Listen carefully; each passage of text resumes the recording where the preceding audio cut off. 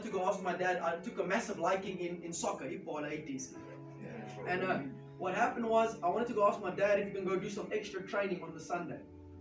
And I was very active when I was like in school and stuff. Like I was doing I think my parents trying to keep me busy because I had so much energy. Like they were trying to keep me busy.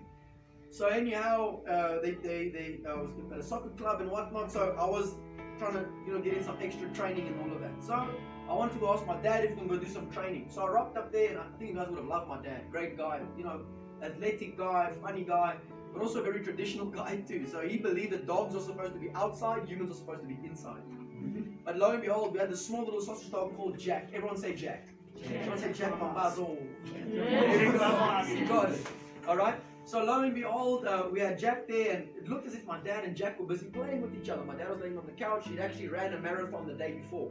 So he was busy laying on the couch there, and it looked funny, so I went to go call my mom.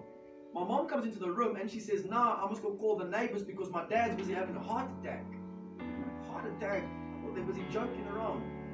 So I go over to the neighbors, I get back in the house, my dad's laying on the floor, stuff coming out of his mouth, something that no 12-year-old should see, and my dad's literally busy dying. My mom's trying to give him CPR, trying to resuscitate him. It's a nice English word. Trying to resuscitate him over there, and he's literally busy dying right in front of me, and I'm absolutely helpless. I'm frozen. I'm just watching this whole thing go down.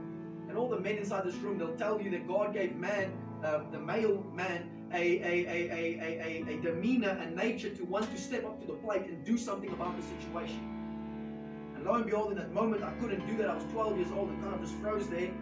And it was a big pivotal moment in my life, because what happened then was they put him into the car, rushed him to the hospital. Doctor comes out a couple of moments later and lets us know, Yazin, I'm sorry, he didn't make it. Just like that, he's gone. Now me and my dad were like super, super close. Like, not only was he my dad, he was like my friend, like really close. And he passed away.